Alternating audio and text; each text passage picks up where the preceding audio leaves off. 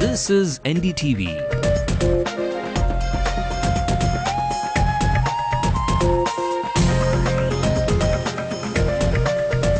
And you're watching NDTV Hindu.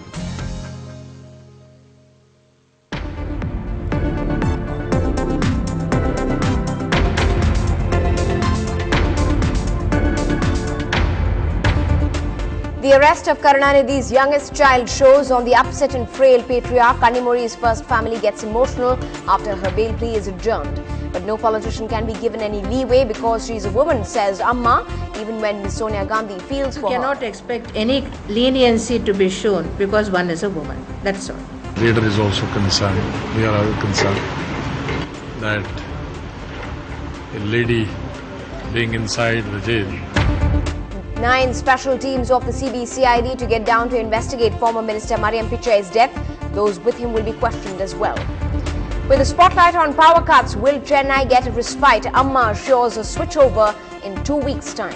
You can ask this question after another 2 weeks. You can ask this question after another 2 weeks. Ahead of the public interest litigation hearing on the new Secretariat complex at the Madras High Court, chaos prevails over who will shift into the multi-crore complex. And Chennai lad and windmaster of the Chennai Super Kings, Ashwin, takes out big fish Chris Gale in the qualifier match. Welcome to the late night news on NDTV Hindu. I'm Evelyn Matthew, bringing you the day's top stories tonight. A look at what else is making headlines in the rest of the nation and world over. India says Headley's testimony indicting the ISI for its role in the Mumbai attacks and names 2 ISI majors. Tabahur Rana's wife speaks to NDTV, rejects Headley's testimony, says he's not the man she knew. The reality of India in the 21st century. 12 million girl children killed in the last 30 years. The educated and the rich are the most guilty. The Maharashtra government stunned after the Indo-Tibetan border police sends a bill of 10 crores for guarding 2611 accused Kasab. The BJP takes on Jairam Ramesh for his controversial remarks on the IIMs and the IITs. 250 flights are cancelled in Europe because of ash from the Icelandic volcano which erupted.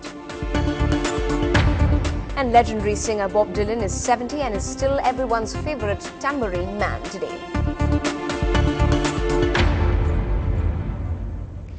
On the day, a special CBI court hearing the 2G scam case rejected the bail applications of Shahid Balwa and Kusegaon Realty's Asif Balwa and Rajiv Agarwal. The omen spilled over for Rajya Sabha MP Kanimori as well.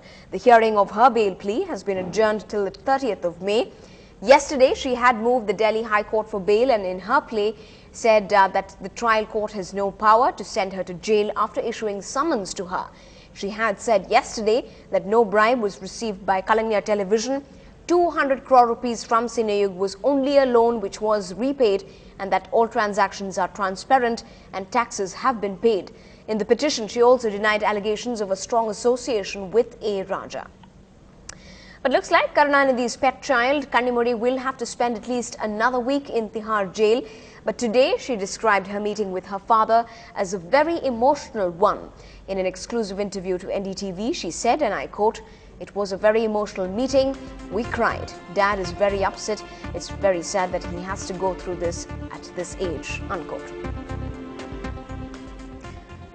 So while the DMK chief has made his unhappiness clear with the Congress over the arrest of his daughter in the 2G scam, the National Party is reaching out to its southern ally after Home Minister P. Chidambaram called on Karunanidhi last night. Congress's Tamil Nadu in charge, Gulab Nabi Azad, met the former Tamil Nadu chief minister, as did Jayanthi Natarajan. This is the first time since 2004 that Karunanidhi has not met Ms. Sonia Gandhi while visiting the capital. We are all concerned. Our party is also concerned. Our leader is also concerned. We are all concerned that a lady being inside the jail. Well, I must say that Karunanidhi ji is a man of not only of great political standing, but he is a man of great political understanding also. Karunanidhi ji understands all that. That under these circumstances, the Congress leadership and Congress has no role. So even when the Congress looked like they were cozying up with the DMK, the chief of the state government showed no mercy at all. Today, at her first interaction officially as the chief minister, Ms. J. Lalita said no criminal or politician can be given any leeway on the grounds of being a woman, but preferred to maintain a non-committal stance on the nature of ties between the DMK and the Congress. In politics, you cannot expect any concession to be shown because you are a woman.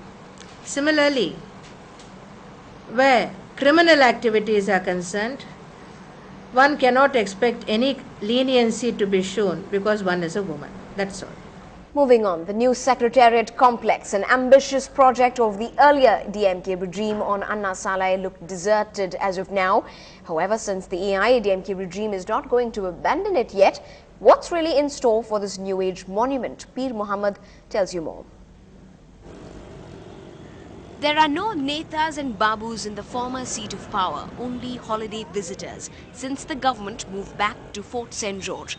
And the new Chief Minister, J. Lalita, and her cabinet are discussing what to do with the 1,200 crore rupee complex spearing out over 60-acre land. ரொம்ப நாளா கட்டிட்டு இருந்தாங்க இன்னும் முடிஞ்ச பாடு இல்ல நாங்க ஒரு நொடியில முடிவெடுக்கணும்னா எப்படி மெதுவா முடிவெடுப்போம் Block B of the new complex will take 1 more year to complete. How can the administration function if only 6 of the 36 departments are in the new complex and the rest at Fort St. George? Meanwhile, on June the 15th, the Madras High Court will hear the public interest litigation on shifting the Secretariat to Fort St. George. Prima facie, cause of action is still subsisting in my public interest litigation. My primary question was under whose authority, under what order this library was shifted from the fort to new secretariat. There was a GO from the social works department providing space to have the library. So if they want to shift that library to another place, that should be another alternative GO. The new Secretariat complex on the busy Anna Salai may be incomplete, but it is definitely built on taxpayers' money and cannot be abandoned. Work is still going on at the new Assembly Secretariat complex built by the earlier DMK regime. And the cabinet had already reportedly discussed several possibilities. One such possibility is shifting government offices on rental buildings to this place. The government is also likely to submit its report before the Madras High Court in the second week of June on this issue. In Chennai with camera person Pradeep, Peer Muhammad for NDTV Hindu. You're watching the late night news on NDTV Hindu. Up ahead, Chennai doesn't look too good on the map of power. When the lights are out, up goes the tantrums and the tempers in the city.